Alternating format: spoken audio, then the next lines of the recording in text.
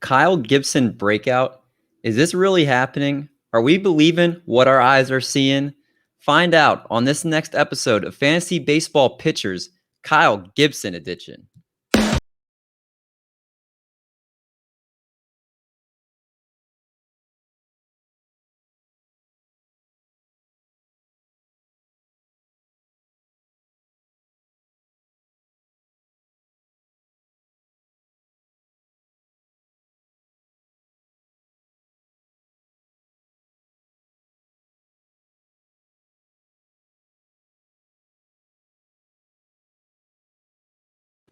Welcome back to the Triple Play Fantasy YouTube channel, everybody. I hope you're ready for an exciting episode because, to be honest, this is not a pitcher I ever thought what I would be talking about in any of our segments, and that's Kyle Gibson, who has come out and showed himself anything other than the Meow Mix nickname that us Twins fans used to call him in Minnesota because he just threw a bunch of cat food on the mound, and now he looks like he's undergoing a change that's worth going into to see if we should be buying in to what we're seeing. And on the outline here, you see 4-0, 2.09 ERA.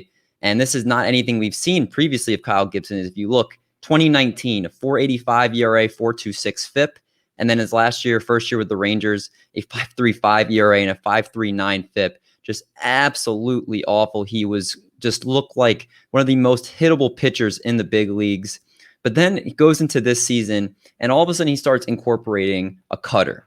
And you've seen it from the Yu Darvishes of the world, Joe Musgrove, Corbin Burns. All these guys start introducing a cutter into their arsenals, and all of a sudden they look like a completely different pitcher. And what this cutter has been doing great for just like for these guys, it's like Kyle Gibson, is it's having a differentiation between the fastball and the slider. And that's obviously a combination used a lot today. And you'll see velocity-wise, it's obviously different, and it offers a different level of glove side movement that even though it's less than the slider, it's still going to offer movement and differentiate from the fastball. So one of the things this cutter has been doing is been helping eliminate this home run problem for Kyle Gibson, who was just absolutely dreadful as far as giving up the home run ball. He had the fifth most home runs allowed in all of baseball last year. And again, not keeping the ball in the ballpark is not going to lead to a good ERA. So that's the first thing we're noticing with the cutter. As you'll notice, when we pull up his Fangraphs page here, Kyle Gibson, you can look at his 2019 and 2020 numbers. 1.29 home runs per nine, not good. That jumped up to 1.6 home runs per nine. Now that number is down to 0.58 home runs per nine. Home run to fly ball percentages, 20% in 2019, 20.4%. That jumped up to 26.7% in 2020. Now it's down to 7.6%. And what that cutter does is the cutter has been helping eliminate or make more soft contact, and it's been helping get more ground balls from, which has been great. And even if you look at his ERA estimators, 2.09 ERA, he's got an xERA of 3.13, a FIP of 3.36, and an xFIP of 4.02. While those are higher than his actual ERA, they're very respectable numbers, especially for a pitcher like Kyle Gibson, who also has a 1.5 WAR going as well.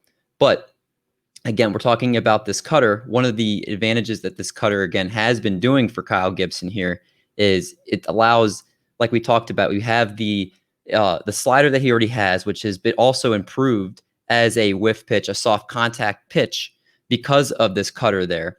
And the glove side, we talked about how they both play glove side, the velocity difference obviously there, but they're also changing the eye levels of hitters, and they're allowing them to not be able to guess what's coming. Usually the only the pitches that were coming away from hitters were the slider. Now that cutter is also going away from them as well. And when the hitters don't know when they're looking away what type of pitch they're going to be going for, that's a huge deal. And you can see as we pull up how Kyle Gibson, again, likes to attack these hitters is we can look at his heat map. We can look at the kind of the areas, the tangents of the zone that he likes to go at for these hitters. So when we pull up Kyle Gibson's 2021 heat map, you'll notice that he starts out his pitch percentage. 27%, way more than any of the other pitches, go away to right-handers and inside to left-handers. You look at the swinging strike percentage by zone. Now, the difference here is we notice that the swing percentage by zone. The swing percentage is far more on the inside, down, and in. And why is that? It's because hitters know that away, righties away aren't going to be able to hit those pitches as well going away. So they're looking for the inside pitches to be able to drive. So again, that's why you notice that the swing percentage inside is a problem, or they swing at more pitches on the inside. But then we look at the K percentage. Again, we want to see how Kyle Gibson's getting these hitters out. You notice 41% are down and away. You notice the whiff percentage, over 50% down and away. The misses, way more down and away. Batted balls, obviously, again, a little bit more inside because the hitters are looking in, as evidenced by the swing percentage. They're looking more on the inside to be able to do damage to Kyle Gibson there. But Gibson's done a good job of when the ball is not inside the zone, he's not giving up any barrels. So when Gibson's able to kind of play around with the corners, it's going to be hard for it to beat him. But then, okay, so we looked at his heat maps, right? We see that Kyle Gibson likes to go down and away. That's how he likes to attack these hitters. Let's go back to Kyle Gibson and let's talk about the cutter again. And we know that Kyle Gibson, again, when you're talking about a cutter, Kyle Gibson throws a sinker as his most popular pitch. And the relationship with a sinker doesn't necessarily make the cutter as effective. Well, that's not the case in a start-by-start basis when you go in a little bit more into Kyle Gibson's profile. This is his 2 starts ago against the San Francisco Giants.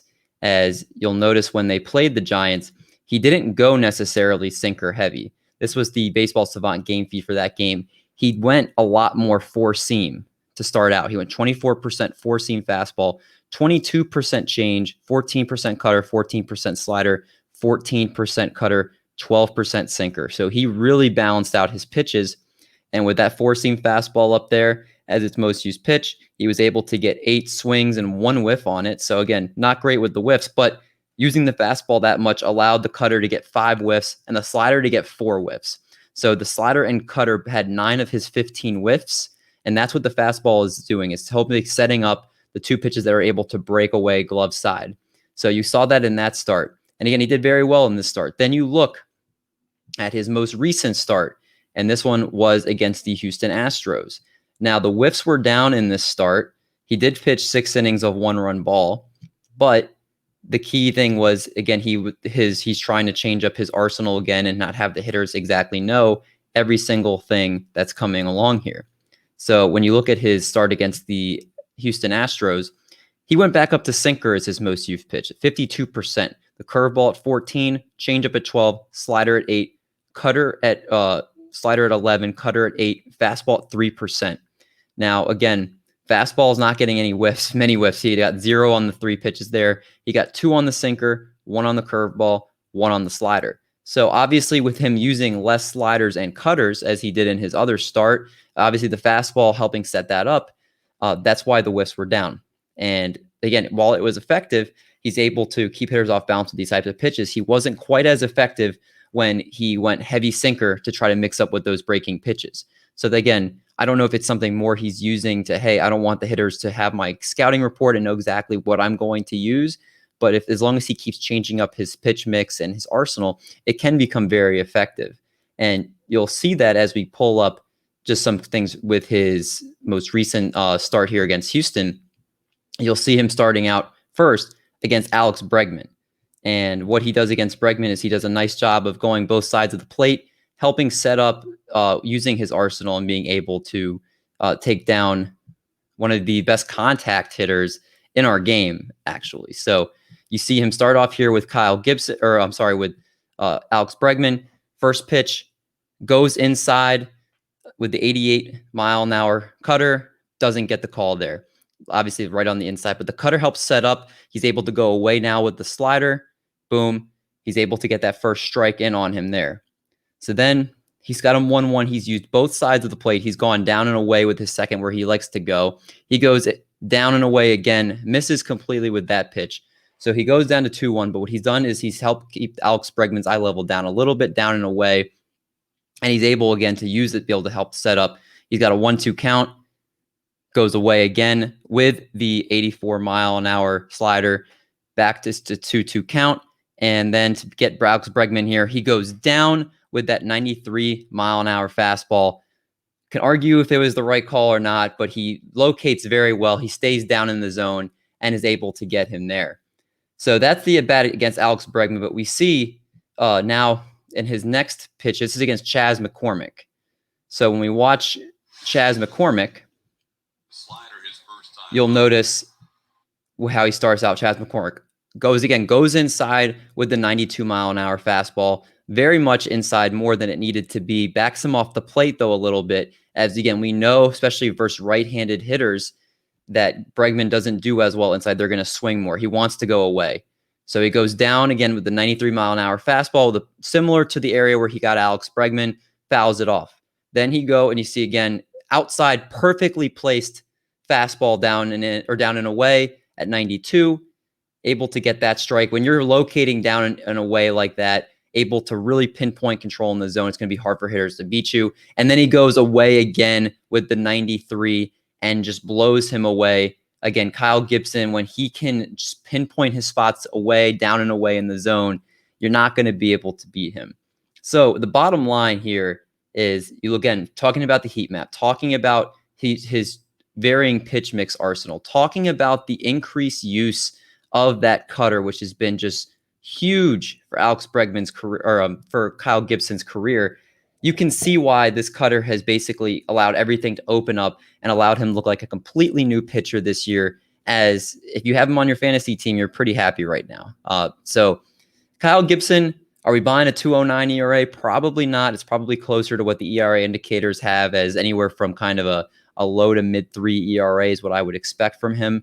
But the cutter is real, and I would expect, as long as he's making sure that cutter and slider are going with that fastball and he's able to mix his pitch a little bit more, we're seeing a very new Kyle Gibson. Everybody, I appreciate you guys checking out another great video on the Triple Play YouTube channel. If you haven't already, please subscribe to the channel. It means a lot to us as we try to make sure we spit out baseball content, football content, and basketball content for you guys, and be the top fantasy sports, not just YouTube channel, but just in general, just the biggest company for fantasy sports out there, as we continue to build day by day to give you the guys content that you need to be able to win your leagues and also enjoy and have fun with us. So we appreciate all you guys checking out everything that we do here. And if you have any suggestions for any players, pitchers, or hitters you want to see me break down, just list them in the comments below. And until then, we'll catch you guys in the next one.